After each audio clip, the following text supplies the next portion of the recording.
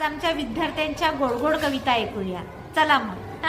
म्हणा, आला ऋतू वसंत,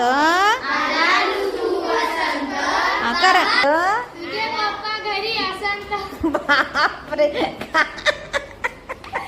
ऊन पडते चटचट, काय तुझी कटकट. हा चल की. रस बागेत लावला लसूण, चिखलात गेला पाय फसून. आय ग चिखलात फसून. हा, पायाला लागली चिखल, काय तुझी अक्कल. काय तुझी अक्कल. झाडावर बसला. हा, आता पुढचं वाक्य सांगा. आईने केला चिवडा. हा, आईने केला चिवडा. मग चिवडा होता.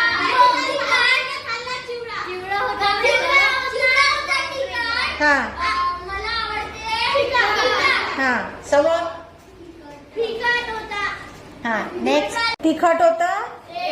हा, तिखट होत ते. आई म्हणे कापूस वेच. आई म्हणे कापूस वेच. हा मग. कापसात होती अडी. हा,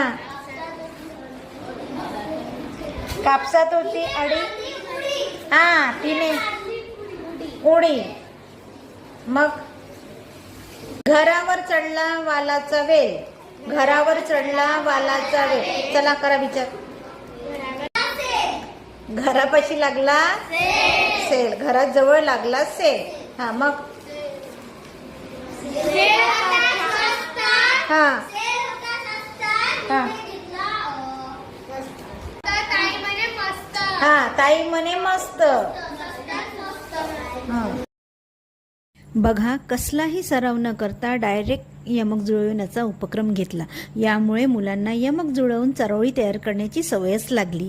आणि शेवटी निरोप समारंभाला सर्व विद्यार्थ्यांनी मिळून एक कविता केली आणि आम्हा शिक्षकांना समर्पित केली.